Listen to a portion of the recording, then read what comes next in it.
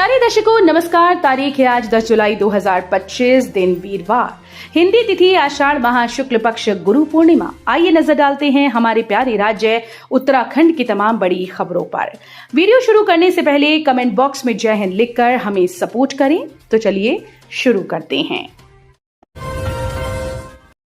Geothermal नीति को cabinet की मंजूरी, पेंशन और खनन के प्रस्ताव मंजूर, ये फैसले भी हुए।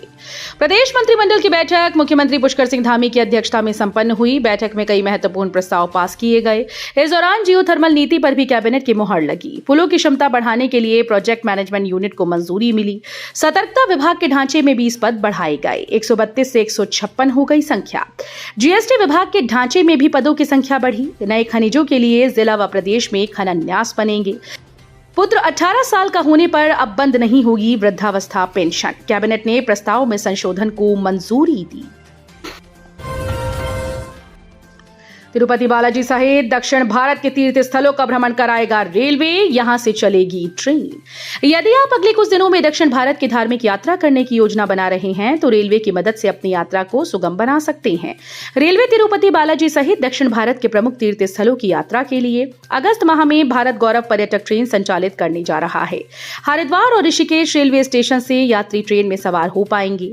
Indian railway catering and tourism corporation limited के क्षेत्रीय प्रबंधक अजीत कुमार सिन्हा ने बताया कि आईआरसीटीसी 29 अगस्त से 9 सितंबर के मध्य स्पेशल भारत गौरव पर्यटक ट्रेन संचालित करेगा। बीकेटीसी की पहली बोर्ड बैठक संपन्न। बद्रीनाथ केदारनाथ मंदिर के लिए 127 करोड़ का बजट पारित। बद्रीनाथ केदारनाथ मंदिर समिति के गठन के बाद पहली बोर्ड बैठक संपन्न हुई। इस दौरान बैठक में बद्री और केदार धाम के लिए वित्त वर्ष 2025-26 में 127 करोड़ रुपए के बजट का अनुमोदन किया गया। समिति के अध्यक्ष हेमंत द्विवेदी की अध्यक्षता में बद्री विशाल और बाबा केदार की आरती के साथ बैठक शुरू हुई। वित्त अधिकारी मनीष कुमार उप्रेती ने बजट मंदिर समिति बोर्ड के समक्ष रखा। बैठक में चर्चा के बाद बजट का अनुमोदन हुआ। समिति के अध्यक्ष हेमंत द्विवेदी ने बताया कि बद्रीनाथ धाम के लिए 64 करोड़ 22,27,070 रुपए के बजट का प्रावधान किया गया है। इसे प्रस्तावित आय माना गया है। नैनीताल प्रवेश पर 300 रुपए शुल्क वसूली शुरू। जिले के वाहनों से लिए जा रहा 200 रुपए शुल्क। नैनीताल शहर में आने वाले बाहरी वाहन चालकों को लेक ब्रिज शुल्क के रूप में 300 रुपए देने होंगे। इसकी मंगलवार शाम से शुरुआत हो गई। जिले के यूके 4 नंबर के वाहनों से 200 रुपए शुल्क लिया जा रहा है। शहर के लोगों को पहले की तरह वाहन पास की सुविधा मिलेगी। पहले नगर पालिका लेक ब्रिज शुल्क के रूप में वाहनों से 110 रुपए शुल्क लेती थी। इस वर्ष पालिका ने टोल ब्रिज का ठेका दिया तो ये मामला हाईकोर्ट पहुंच गया। हाईकोर्ट के निर्देश पर पालिका ने निजी कर्मचारियों पर स्वयंसेवी संस्थाओं की महिलाओं को साथ लेकर लेक ब्रिज शुल्क वसूली शुरू की।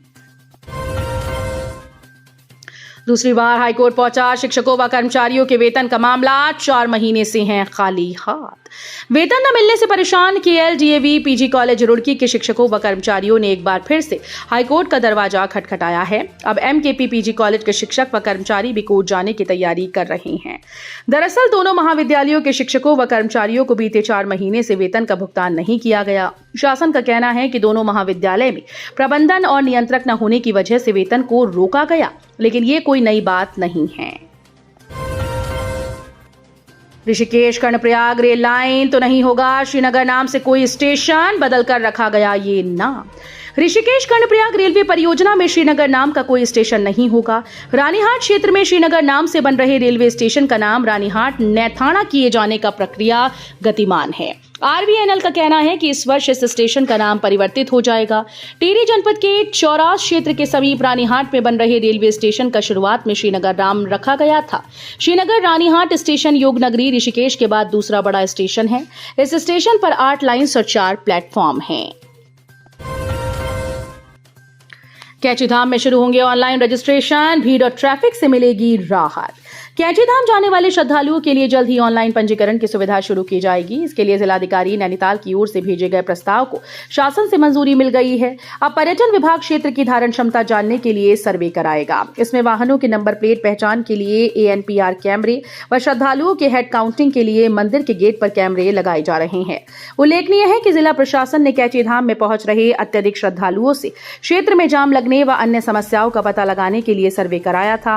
रिपोर्ट में खुलासा हुआ था कि कि सर्वे अवधि के दौरान 20 दिनों में कैचीधाम में 3,72,000 श्रद्धालु पहुंचे। वीकेंड में कैचीधाम पहुंचने वाले श्रद्धालुओं की संख्या प्रतिदिन 20 से 22,000 रही, जबकि प्रबंधन समिति की जो क्षमता का आकलन है उसके तहत मंदिर में एक दिन में लगभग 7,000 श्रद्धालु ही आसानी से दर्शन कर सकते हैं। उत्तराखंड में बिना आयुष्मान कार्ड के भी होगा फ्री इलाज, बस होनी चाहिए ये शर्त। आयुष्मान योजना के तहत 5 साल तक के बच्चों का इलाज अब माता पिता के कार्ड पर ही हो जाएगा। इसके लिए राज्य स्वास्थ्य प्राधिकरण की ओर से सभी सूचीबद्ध निजी और सरकारी अस्पतालों को दिशा निर्देश जारी कर दिए गए हैं। राष्ट्रीय स्वास्थ्य प्राधिकरण की ओर से मई में 6 माह से ज्यादा उम्र के बच्चे के लिए आयुष्मान कार्ड बनाना अनिवार्य कर दिया गया था। ऐसे में लोगों के लिए अपने छोटे बच्चों का इलाज कराना मुश्किल हो गया था। दरअसल बच्चे का नाम पहले राशन कार्ड में जुड़वाने और फिर उसका आयुष्मान कार्ड बनवाने में कई बार समय लग जाता है। हल्द्वानी से दिल्ली और देहरादून का सफर हो सकता है महंगा, वजह भी जानिए। हरिद्वार में कांवड़ मेले को देखते हुए 11 से 25 जुलाई तक हल्द्वानी काठगोदाम से दिल्ली और देहरादून जाने वाली बसेस का सफर लंबा और महंगा हो सकता है। हालांकि अब तक पुलिस प्रशासन और उत्तराखंड परिवहन निगम की तरफ से कोई भी अधिकृत डायवर्जन प्लान जारी नहीं हुआ, लेकिन निगम के अफसर कांवड़ यात्रा के दौरान होने वाली असुविधा से बचने के लिए अभी से तैयारियों में जुटे हुए हैं। खूबसूरत परिताल तक पहुंचने में रोक रहा नियमों का ब्रेकर, कभी दुनिया भर में थी पहचान, अब है गुमनाम। मिलम मलारी ट्रैक पर स्थित खूबसूरत परिताल पिछले 3 दशक से पर्यटकों का इंतजार कर रही है। अनुमति न मिलने के कारण पर्यटक यहां नहीं पहुंच पा रहे। कभी दुनिया भर में पहचान रखने वाले इस ट्रैकिंग रूट पर आवागमन की अनुमति मिल जाती तो ये उत्तराखंड का सबसे बेहतरीन ट्रैक रूट होता। मुनस्यारी के मिलम से मलारी ट्रैक रूट कभी नंदा देवी और कैलाश मानसरोवर यात्रा से जुड़ा मार्ग था। ऊटाधुरा दर्रे से गुजरने वाला ये प्राचीन ट्रैक न केवल व्यापार और तीर्थ यात्रा का साधन था, बल्कि भारत तिब्बत की सांस्कृतिक साझेदारी का प्रतीक भी था। इस ऊटाधुरा मार्ग पर खूबसूरत परिताल तो है ही, लवा, पांचू, तिम्फू और मिलम ग्लेशियर भी यहीं स्थित हैं।